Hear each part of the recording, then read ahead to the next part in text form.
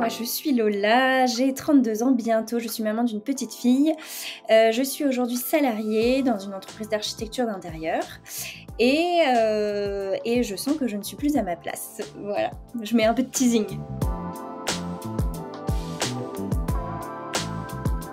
Alors, il y a eu donc, comme je viens de le dire, je suis maman d'une petite fille, donc je pense que l'arrivée de ma fille a été un gros déclic dans ma vie, comme beaucoup de femmes j'imagine ou comme beaucoup de parents. Mais c'est vrai que moi ça a été un peu un tsunami et je m'attendais pas à ça. Ça m'a fait me poser pas mal de questions et je me suis rendu compte que j'étais plus alignée sur certains pans de ma vie, notamment professionnelle. Mais avant ça même, il y avait une partie très intime, entre guillemets, très personnelle, où je me retrouvais pas, où j'étais pas alignée. J'avais pas mal de questions un petit peu sur moi et du coup j'étais dans un projet de développement personnel. Voilà, j'essayais de me développer par rapport à ça. Et en fait, j'écoutais donc ton podcast. Derrière, j'ai donc découvert ton Instagram, etc. Et ça m'a beaucoup plu. Du coup, j'ai vu déjà à l'époque que tu faisais, le challenge, mais surtout que tu faisais la formation. Et en fait, j'ai demandé donc un appel découverte pour qu'on puisse en parler toutes les deux. Et à travers cet appel découverte, donc tu m'as parlé du challenge, mais en fait, je me suis aperçue que moi, ce qui m'intéressait, c'était la formation derrière. Pourquoi la formation ? Parce que il y avait cette partie introspection, donc dans un premier temps, et moi, c'est ce que je recherchais. Vraiment, mon année 2024, c'était me connaître avant d'entamer quoi que ce soit de professionnel. C'était vraiment reprendre les bases, on va dire, de moi, qui je suis, Lola, et ce que je veux pour pouvoir derrière développer un projet professionnel qui me ressemble. Donc en fait, le challenge pour moi, c'était vraiment la première marche, mais derrière, je savais que j'allais m'inscrire à la formation parce que j'y retrouvais un peu ce que je voulais, c'est-à-dire la première partie, donc introspection, et derrière qui allait découler plus ou moins naturellement sur la partie professionnelle. Et c'était la première fois que je voyais les deux en fait pans, donc que j'avais envie de développer, en fait, l'introspection et derrière le professionnel, qui étaient réunis dans une formation. Donc voilà pourquoi j'étais si excitée.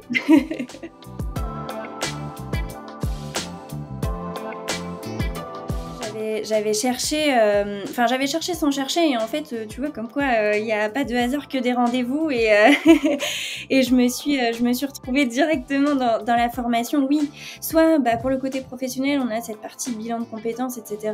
Soit on a le côté très développement personnel avec coaching personnel pour se connaître soi-même, mais on n'a pas en fait ce fil rouge qui nous permet de se connaître d'abord, et derrière, quand on se connaît bien, de réussir à développer un projet, ou en tout cas d'avoir les idées, de les aligner pour pouvoir développer un projet professionnel qui nous convient et qui nous ressemble.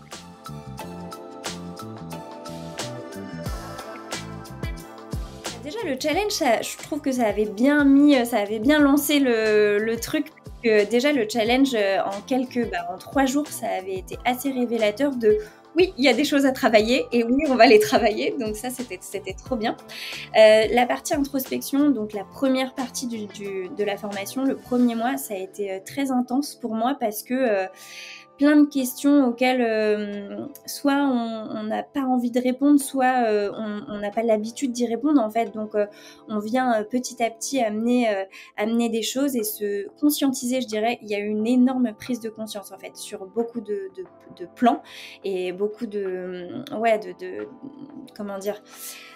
parties de sa vie sur lesquelles on se pose pas forcément de questions. Donc c'était hyper intéressant de déjà pouvoir prendre le temps de le faire, de se poser les bonnes questions, parce que parfois on sait pas trop par où commencer.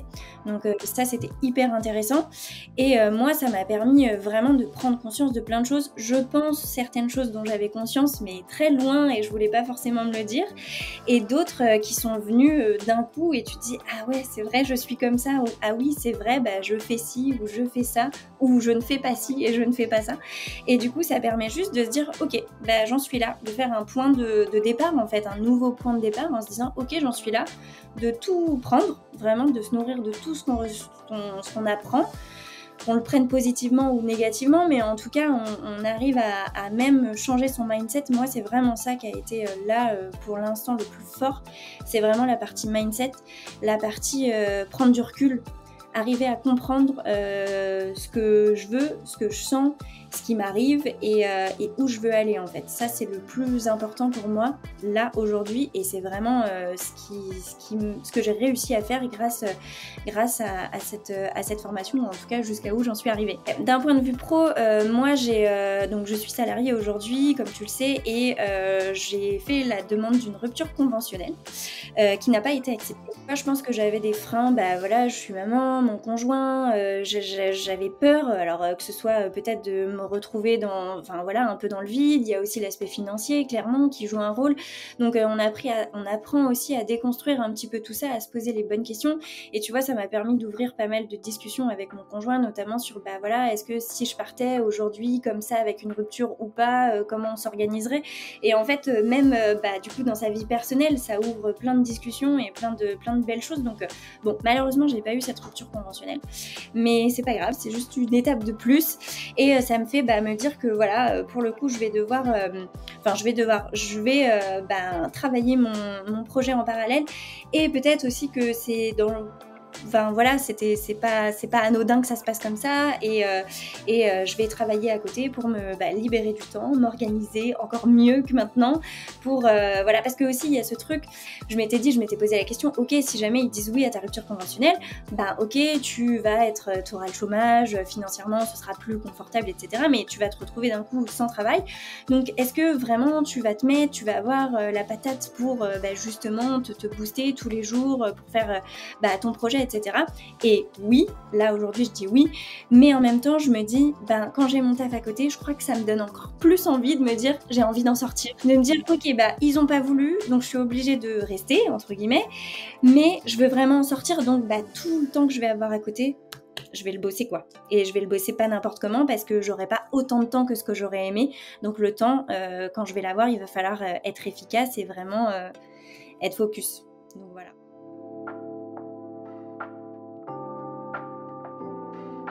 Alors moi, quand je suis rentrée dans la formation, j'avais un petit peu deux pistes, on va dire deux axes. Le premier, c'était de faire quelque chose peut-être un peu plus dans le confort, c'est-à-dire de me lancer donc en auto-entrepreneuse, mais surtout dans la partie, dans le domaine dans lequel je suis, c'est-à-dire l'architecture d'intérieur et le design, parce que j'ai, on va dire, pas mal de compétences là-dedans à travers mon parcours professionnel déjà. Donc c'était quelque chose qui me plaît et qui me plaît toujours, mais c'est vrai que je me rends compte que j'avais cette piste-là plus par confort et plus que par, on va dire, vraiment ce que j'ai au fond de moi. Voilà, c'est quelque chose qui me plaît, mais à travers les exercices et à travers la Locomotive Academy, je m'aperçois qu'il y a quelque chose d'encore plus fort qui est autour du bien-être et du sport, tout simplement.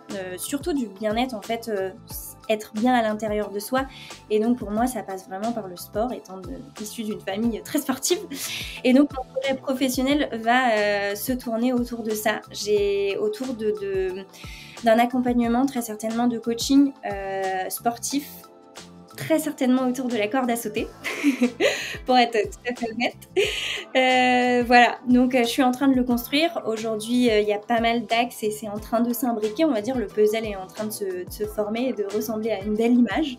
Mais pour l'instant, voilà, j'en suis je sais pas si je l'ai dit, mais du coup, j'en suis à la moitié pile poil de la formation, un tout petit peu plus.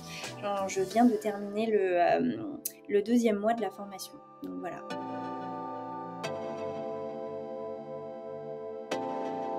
Alors mon entourage et moi surtout, ça va un peu avec les prises de conscience et avec le recul en fait. Je trouve que la partie introspection amène, et même la partie 2, mais c'est vrai que la partie introspection elle pose quand même pas mal de bases, on voit quand même beaucoup de choses, on fait beaucoup d'exercices très, j'allais dire ludiques, mais hyper visuels, et moi ça m'aide vachement à voir, notamment un exercice qui avait été très révélateur pour moi, c'était la roue de la vie. Et en fait c'est vrai que d'avoir sa roue devant soi avec cette jauge plus ou moins haute sur les différentes parties de sa vie, c'est vrai que voilà quoi, on l'a face à soi, c'est pas dans sa tête, et c'est une image, c'est des couleurs, etc. Et ça avait été assez puissant pour moi. Donc oui, mais mon conjoint forcément a remarqué, mais même moi vraiment je trouve mon rapport aux autres il est différent. J'ai beaucoup plus de, je sais pas, j'allais dire pas d'empathie mais de lien avec les gens, en fait ça a créé beaucoup plus de liens. La communauté des locomotives, tu vois, moi je suis quelqu'un d'assez sociable, mais c'est vrai que je suis plus dans enfin, j'arrive plus à créer du lien avec des gens que je vois au quotidien ou tu vois physique. Et en fait là, je me suis aperçue notamment que à travers comment dire, notre groupe Slack de filles de la locomotive, il y avait des super liens qui se créaient. J'ai même rencontré une autre fille de la locomotive. On s'est vu, on a fait un déj ensemble et tout, donc c'est fou quoi.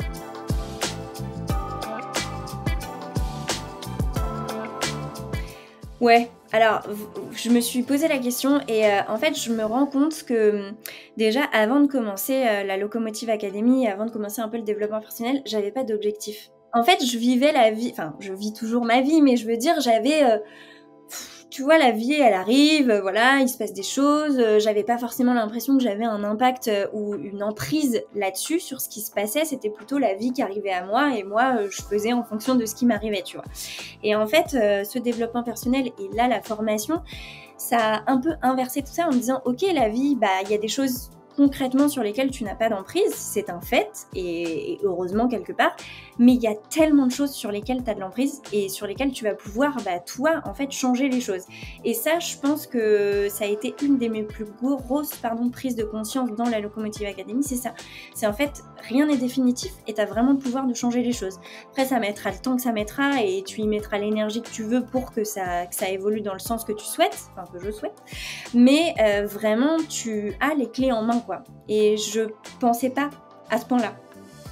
Donc ça a été vraiment le truc le plus waouh pour moi.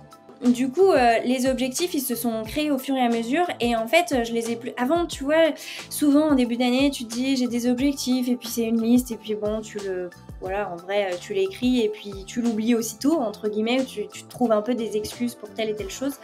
Aujourd'hui, c'est des objectifs que j'ai revus et je les vois plus comme des axes de développement, tu vois. C'est des objectifs, bien sûr, que j'ai envie de faire au long de ma vie et après à court terme et à moyen terme et à long terme, mais c'est des trucs qui me ressemblent. C'est des vrais objectifs, tu vois, c'est des vraies choses qui m'animent en fait.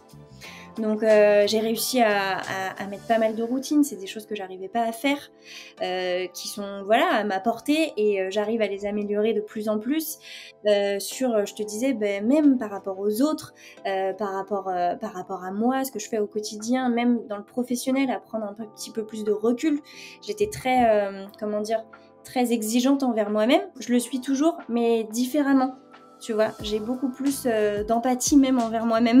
Donc des objectifs, ouais, fixés, que j'ai pas de doute j'ai pas de doute du fait que je vais les atteindre. Après, je sais que je suis en train de mettre en place des choses qui vont me permettre de les atteindre.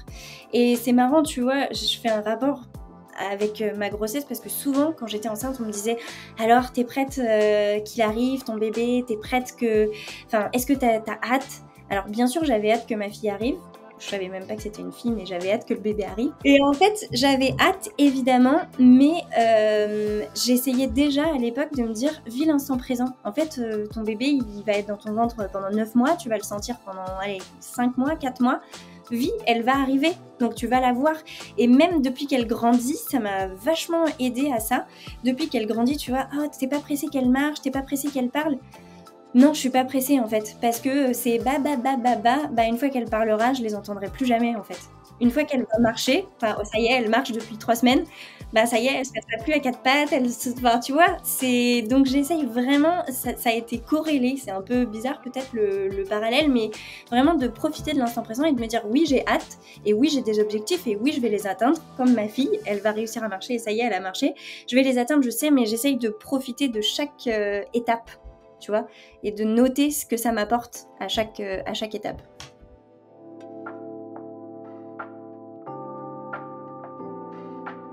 Je me le suis jamais dit, mais pas... je sais pas comment te dire, effectivement, c'est pas quelque chose qui me vient naturellement, mais oui, je vais te le dire, Sandra, je suis très fière de moi. Non, vraiment, je suis très heureuse, je me rends compte de l'évolution et j'avais tendance, je pense, comme beaucoup d'entre nous au féminin, à minimiser un petit peu ce qu'on fait au quotidien, à pas voir notre valeur. Et ça, pareil, la maternité, ça a été un gros sujet pour moi. La puissance des femmes, waouh, je me suis pris une claque. Ah ouais, vraiment. Je trouve que c'est je dis pas que les hommes sont pas puissants, hein, mais je trouve que les femmes, on a quand même, waouh, déjà un corps qui fait que et tout le reste qui va avec. Donc ouais, on peut être fiers de nous vraiment parce que, on arrive à faire des choses, malgré tout qui sont, malgré l'environnement dans lequel, on évolue, qui heureusement, fort heureusement, évolue dans le bon sens et ça fait du bien. Mais c'est vrai qu'on peut être très fiers de nous parce qu'on fait des choses, assez incroyables. Sans s'en rendre compte et sans s'en rendre compte et sans demander, forcément, comment dire? La reconnaissance d'eux, surtout. Sois fier parce qu'il y a quelques temps, peut-être quelques mois, quelques années, tu serais pas allé ou tu aurais pas su et cetera. Là, j'étais décidée, j'y suis allée. Ça s'est pas passé comme je voulais, mais au moins j'ai pas de regrets et ça, tu vois, c'est vraiment le plus important de me dire: «Je l'ai fait, après le résultat, il est ce qu'il est et on fera, ce sera l'étape d'après de digérer le résultat et de voir comment on avance, mais au moins je l'ai fait et dans quelques temps, je me dirai pas: "Ouais, mais si j'avais fait ça, comment ça se serait passé?"» et ça, je suis hyper fière pour le coup. Mais un grand merci à toi Sandra, parce que, j'en serais pas là sans toi non plus, donc merci beaucoup. Bah non, c'est vrai. Donc pour tout le travail parce que j'ai eu un petit aperçu et je vois que c'est un immense travail, donc merci beaucoup pour tout ça.